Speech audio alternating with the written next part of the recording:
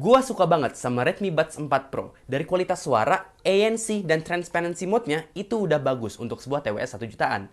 Jadi ketika Xiaomi mengumumkan Redmi Buds 5 Pro sebagai penerusnya yang punya fitur yang lebih berlimpah di harga yang lebih murah, 800.000 untuk Redmi Buds 5 Pro dan sejuta untuk Redmi Buds 4 Pro, itu gue impresif banget dan langsung check out. Hal pertama yang gue perhatikan adalah harga yang lebih murah ternyata menghasilkan pengalaman unboxing yang terasa murahan. Kardus kemasan yang berubah dari material kardus tebal seperti dus iPhone menjadi kemasan yang lebih tipis yang mirip seperti kemasan yang ditemukan pada TWS yang lebih murah. Tak hanya itu, kemasan untuk aksesoris lain seperti ear tips dan pelindung TWS-nya juga berubah dari material kertas menjadi plastik tipis. Kalian mungkin nggak terlalu peduli sama kemasan produk, dan sebenarnya gue juga sih. Tapi ini adalah salah satu dari sekian perbedaan terbesar di antara Redmi Buds 4 Pro dengan 5 Pro. Perbedaan kedua adalah di bagian charging case. Keduanya memiliki dimensi yang mirip, dan ini adalah hal yang bagus. Redmi Buds 4 Pro memiliki charging case yang compact dan pas banget untuk kantong kecil di celana gue. Dan Redmi Buds 5 Pro untungnya juga seperti itu. Keduanya sama-sama memiliki tombol pairing di bagian bawah yang ditemani oleh port USB-C untuk charging. Namun bedanya, si Buds 5 Pro sekarang menggunakan tekstur kulit, indikator LED-nya juga lebih besar, lebih terang, dan memiliki lead yang lebih satisfying dan solid.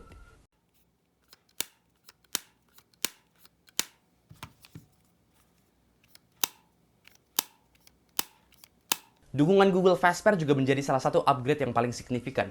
Ketika pertama kali gue beli Redmi Buds 4 Pro dan sadar ketika dia itu ternyata nggak support Google Fastpair, itu gue kecewa berat. Kenapa? Karena Redmi Buds 4 Active yang jauh lebih murah, itu udah support. Sementara yang ini, yang varian paling mahal, malah nggak support. Tapi itu udah bukan sebuah masalah di Redmi Buds 5 Pro. Karena pertama kali gue buka charging case-nya, HP gue langsung munculin pop-up untuk nawarin setup TWS ini. Dan manfaat Google Fastpair ini tidak hanya berguna ketika lagi setup device-nya aja. Karena dia itu udah kesinkron ke akun Google kita, jadi setiap device yang menggunakan akun Google yang sama bisa langsung connect ke TWS ini. Android TV, Android tablet, Android HP kedua, semuanya bisa langsung connect tanpa harus pairing manual. Dan kita juga bisa tahu lokasi terakhir TWS ini kesambung ke HP kita. Jadi itu tuh bukan live tracking pakai GPS, tapi lebih ke dia numpang ke GPS HP kita. Jadi nggak terlalu akurat. Dan semua fitur yang gue sebut tadi itu nggak perlu aplikasi dari Xiaomi, karena itu semua adalah fitur bawaan semua HP Android yang support Google Play. Upgrade terbesar dari Redmi Buds 4 Pro adalah noise cancellingnya. Perbedaan keduanya mungkin cuma beberapa desibel, tapi pertama kali gue pakai TWS ini di mall dan nyalain active noise cancelling, itu langsung kerasa perbedaannya. Oke, ini udah jauh lebih bagus daripada Redmi Buds 4 Pro. Suara kerumunan orang itu langsung tidak terdengar, nggak kayak Redmi Buds 4 Pro yang cuma ngurangin volumenya aja. Walau noise cancellingnya semakin bagus, tapi feeling tekanan kepada telinga yang biasa ditemukan pada TWS yang punya fitur noise cancelling itu tidak terasa pada TWS ini. Setidaknya di telinga gue ya, karena ya beda orang, beda telinga, beda toleransi. Noise cancellingnya mungkin lebih bagus, tapi tetap aja dia itu tidak sempurna. Suara kerumunan mungkin bisa hilang, tapi suara orang ngomong individual itu tetap nggak bisa di-cancel sama TWS ini. Tapi untuk harga segini, ini tetap bagus sih menurut gue. Fitur pada aplikasi Xiaomi Earbuds juga bertambah pada Redmi Buds 5 Pro. Sekarang kita bisa ngatur gesture single tap, di mana itu sebelumnya hanya bisa double tap atau triple tap. Sekarang juga ada fitur dimensional audio yang pada dasarnya ini hanyalah efek virtual surround untuk bikin audio lebih imersif, tapi nyatanya dia cuma bikin semua vokalis dan instrumen terdengar jauh dan bergema. Lalu sekarang kita dikasih EQ dengan 10 band untuk kalian yang nggak puas sama 4 preset EQ yang diberikan. EQ 10 band itu mungkin akan berguna untuk kalian karena sekarang waktunya kita bahas kualitas suara si Redmi Buds 5 Pro. Tapi sebelum itu gue harus perjelas kalau gue bukan seorang audiophile. Penjelasan gue mungkin menggunakan istilah yang kurang tepat, tapi gue akan sebisa mungkin ngejelasin suara yang gue dengar ke kalian. Dan gak ada cara halus sih untuk mengatakan ini.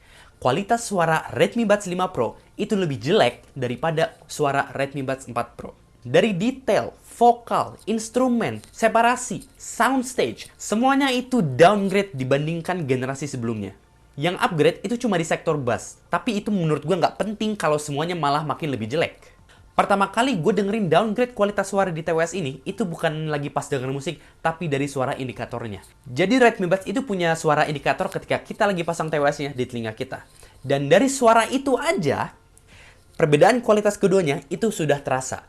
Redmi Buds 4 itu lebih bagus. Dan pertama kali gue setel musik kesukaan gue di Redmi Buds 5 Pro, pikiran pertama gue itu adalah, oh iya, ini downgrade suaranya.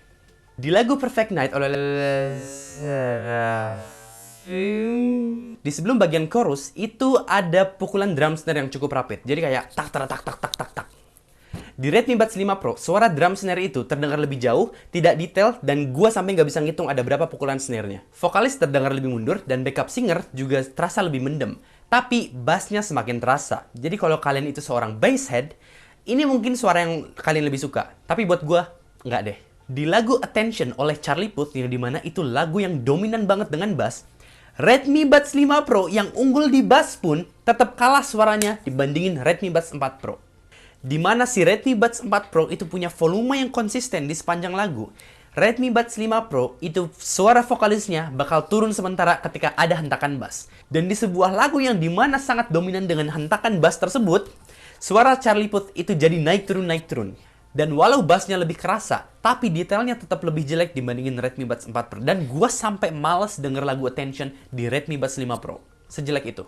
Dan kekecewaan gue itu belum selesai di kualitas suara. Karena efek samping dari kualitas suara yang downgrade itu adalah transparency mode-nya juga ikutan downgrade. Di Redmi Buds 4 Pro, transparency mode-nya itu cukup bagus walau suara gue berbicara itu kurang natural. Tetapi, suara orang lain yang berbicara ke gue itu terdengar jelas. Transparency mode-nya itu masih terdengar seperti dengerin dunia lewat sebuah speaker di telinga.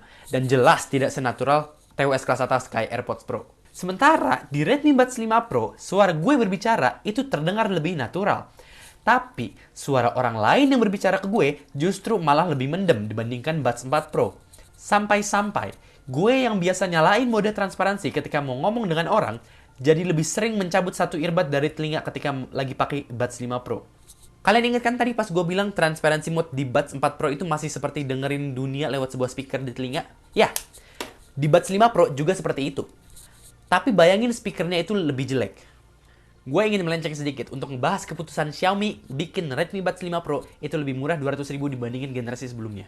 Pertanyaan gue adalah, kenapa dibikin lebih murah? Kalau jawabannya itu adalah agar lebih terjangkau, kan udah ada TWS yang lebih terjangkau. Namanya Redmi Buds 5 Non-Pro. Redmi Buds 5 Non-Pro itu memiliki fitur basic yang sama seperti yang Pro. Active Noise Cancelling, Bluetooth 5.3, Google Fast Pair. Jadi kalau fitur yang non-Pro udah sama seperti yang Pro, kenapa malah bikin yang Pro malah lebih murah? Kenapa nggak pertahankan harga Redmi Buds 5 Pro di harga 1 juta rupiah, tapi dengan menggunakan speaker driver yang ada di Redmi Buds 4 Pro? Karena gue yakin, Redmi Buds 5 Pro bisa lebih murah 200.000, itu bukan hanya dari kemasannya aja yang lebih murah. Kalau Redmi Buds 5 Pro seperti itu, dia bisa jadi TWS all-rounder terbaik di harga 1 jutaan. Tapi sayangnya, realita berkata lain dan Xiaomi lebih memilih untuk nerf si Redmi Buds 5 Pro agar bikin Redmi Buds 5 Non-Pro terlihat lebih menarik. Tapi walau begitu, gue akan tetap pakai Redmi Buds 5 Pro. Walau kualitas suara dan transparency mode-nya downgrade, di sektor lain dia ada upgrade yang bisa gue hargai. Seperti ANC yang lebih baik, charging case yang lebih bagus, baterai lebih awet, dan integrasi yang lebih mendalam ke ekosistem Android. Gue lupa bilang kan kalau mau cek status baterainya, itu nggak perlu pakai aplikasi Xiaomi Earbuds, tinggal lihat widget di HP. Redmi Buds 5 Pro tetap gue rekomendasiin kalian kalau lagi nyari TWS yang all-rounder. Tapi kalau yang kalian cari adalah kualitas suara, TWS lain masih banyak kok di pasaran. Dan lagi pula, Redmi Buds 4 Pro ini mau gue jual kok. Ada yang mau ambil gak? Thank you so much for watching. Like kalau kalian nonton sampai habis, dislike kalau kalian emang gak suka sama gue, dan see you in the next video.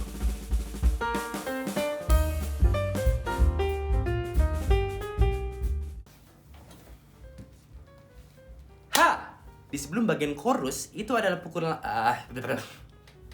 di sebelum bagian chorus itu adalah kok adalah sih?